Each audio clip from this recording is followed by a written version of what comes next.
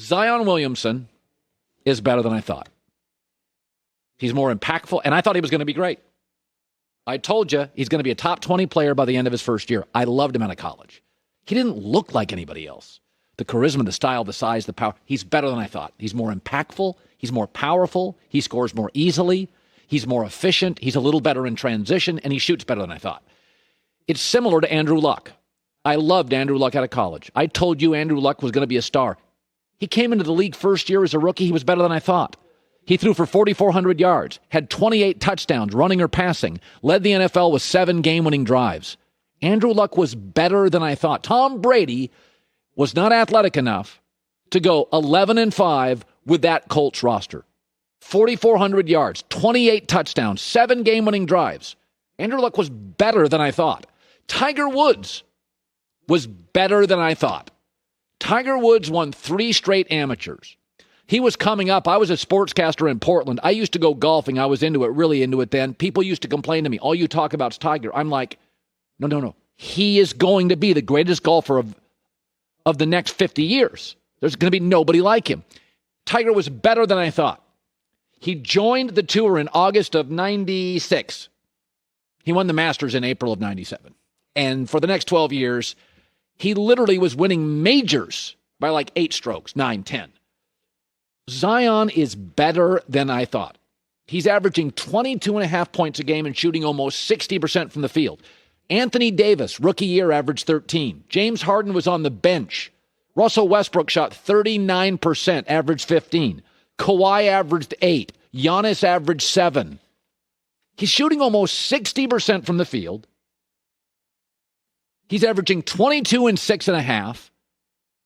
And last night against Ja Morant, who was the better player? Who was the more impactful player? In fact, if you look at LeBron James' rookie year numbers, the chosen one, Zion's numbers are better in 10 less minutes on the floor. So he is significantly more efficient than LeBron James. And Ja Morant is going to be a Westbrook-level talent. Ja Morant's spectacular. He's Westbrook but can shoot. And if you go look at Ja Morant's numbers with the Grizzlies this year, offensive rating, net rating, plus minus, Memphis is pretty much the same team on the floor and off. If you look at Zion's numbers, and they have better players. They have better players than the Grizzlies. Offensive rating, net rating, and plus minus. Pelicans are a different team. It doesn't happen very often when I fall in love with a player and he exceeds expectations. There is no question, Andrew Luck, if you go back to that rookie year, how bad that football team was. They were atrocious. They had like a good corner, a kicker, and him. 4,400 yards, 23 passing, 5 rushing, 7 game-winning drives, led the entire NFL. It led Aaron Rodgers. It led Brady. It led everybody. Zion's better than I thought. More forceful, more intimidating, more impactful, more charisma, scores more easily, better in transition slightly, and he can shoot. And it doesn't happen very often. Last night's another example. They decided, because of all the pressure, to go from 15 minutes to 25 minutes last night, and he was fantastic. Yes, he's not a great defender. Either is James Harden, Westbrook, and Steph. Come on, you can't hold. When these guys go from guarding high school to college to pros in 16 months, what do you think? He's going to be Kawhi? He's going to be Paul George? He's going to be Klay Thompson? He's going to be Giannis? No.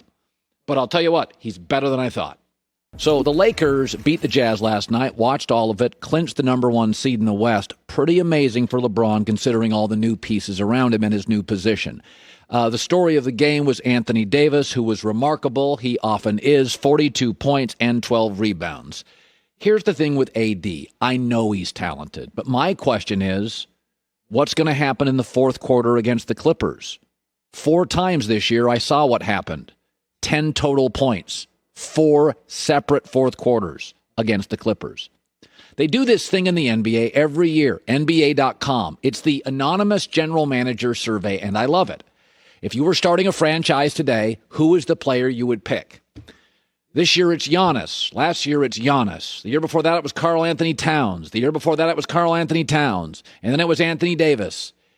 3 playoff series wins. You keep telling me these bigs are going to dominate, and I don't buy it. Number one, 2 reasons I don't buy Anthony Davis controlling the league.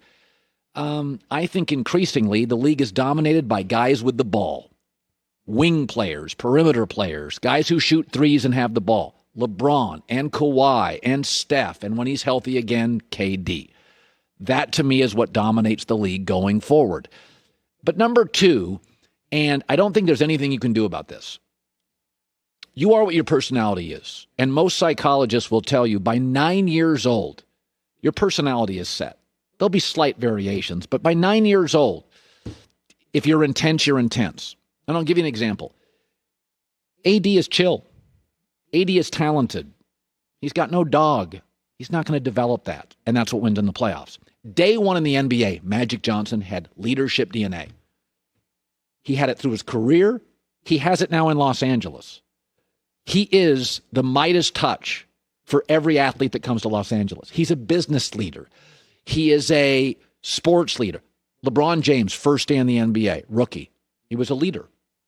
Michael Jordan, first day. Kobe, first day. Relentless. Michael, I watched this documentary, is still competitive and relentless. He's been out of the league for 20 years. Dennis Rodman was quirky and intense. Shaq was funny, joyful, playful, and kind of cocky. That stuff is formed when you're 6, 7, 8, 9, 10 years old. You can change your jumper. I'll tell you one of the things that bothers me about Ben Simmons. His jumper could get better if he really committed to it. I think what I see, though, that I don't love, he's a little aloof. He's kind of detached. I don't like that for my leader. I don't. Steph Curry, engaged, totally engaged with all his teammates. You know, Chris Paul is a guy I loved at Wake Forest. Chris Paul screams leadership. He's a pain in the butt. Players complain about him. But let's be honest. The Clippers were a joke. He got there. They were a playoff team. Oklahoma City's supposed to be in the tank. Did you watch them? Did you watch the last 25 games? This may have been the most impressive leadership of Chris Paul's career. Chris Paul doesn't have a big vertical. Chris Paul's had injuries. Chris Paul shoots the mid-range. Chris Paul's a leader. And by the way, leaders piss people off. Like, your DNA is your DNA, and it had a lot to do more with where you grew up and your parent and your upbringing. I don't see radical shifts off that. And AD, to me, is awesomely talented, really chill, not a lot of dog, and that's the stuff I care about with 4 minutes left. That's what I care about. Last night, he was great. He's great all the time. I mean, you get him low block, first of all, he's very good defensively, and then you get him low block, and he gets that butt on you, and his length and his style, it's really hard to stop. I mean, last night, Gobert plays for the Jazz. Great defense. Anthony can humiliate you. He can really just roll up on you and humiliate you. But I don't see that quality that Kobe had. I don't see that quality LeBron has had, the leadership, the closing, the intensity. I don't see it. What I see is a remarkably gifted basketball player. Joy Taylor with the news. Hi, everybody. Thanks for watching. Subscribe here to get the latest from the show. Also, be sure to check out more of the best clips from The Herd or go watch a few segments from other shows on FS1.